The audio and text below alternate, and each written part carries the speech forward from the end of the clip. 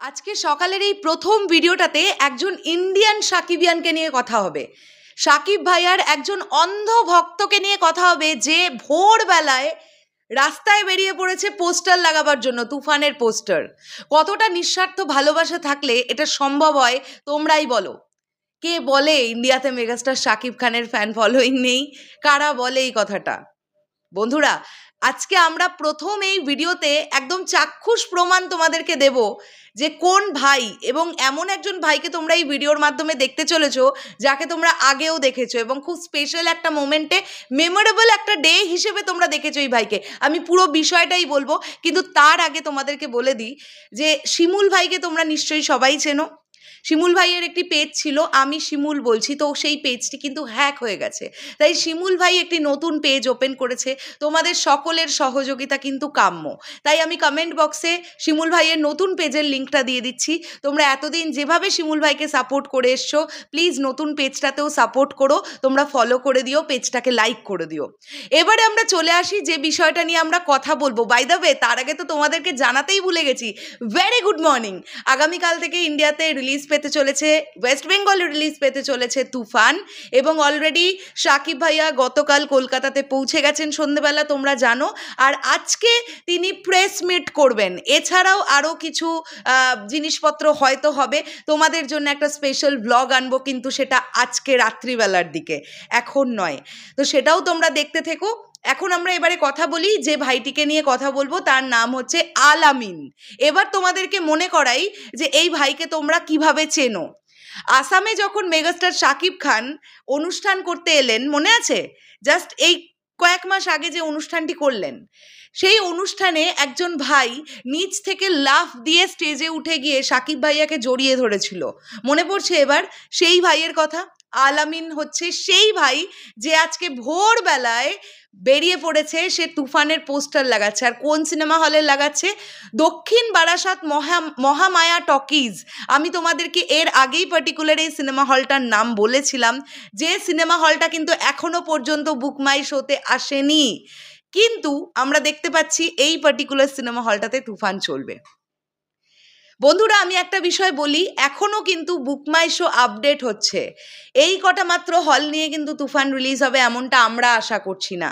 এবার দেখা যাক, আজকে সারাটা দিন আছে, বেসিক্যালি আগামীকাল রিলিজ হচ্ছে, কাজেই আজকে সারাটা দিন আছে। তুফানের আর কতগুলো হল বাড়ে, কতগুলো শো বাড়ে, সেদিকটাতে দেখার জন্য আমরাও খুব ওয়েট করে আছি।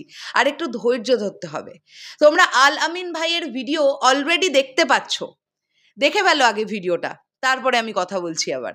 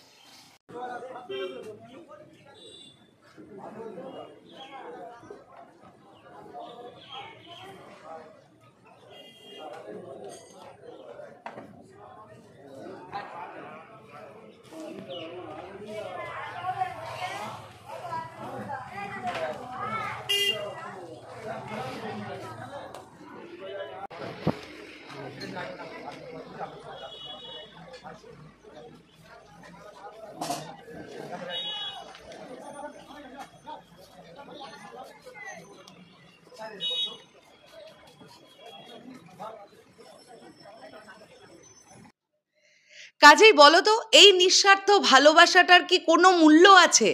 মানে কোনো কি দাম দিয়ে এটাকে বিচার করা সম্ভব? আমার মনে হয় কিচ্ছুর বিনিময়ে এই ভালোবাসা দরদাম করা সম্ভব নয়। ভালোবাসা তো ভালোবাসাই হয়, সত্যি কথা বলতে কি। আল আমিন ভাই নিজে আমাদেরকে এই ভিডিওগুলো পাঠিয়েছিল এবং ফটোগুলো পাঠিয়েছিল, তোমাদেরকে জাস্ট দেখালাম। আল আমিন ভাই মোস্ট প্রবাবলি দক্ষিণ বারাসাতেই থাকে।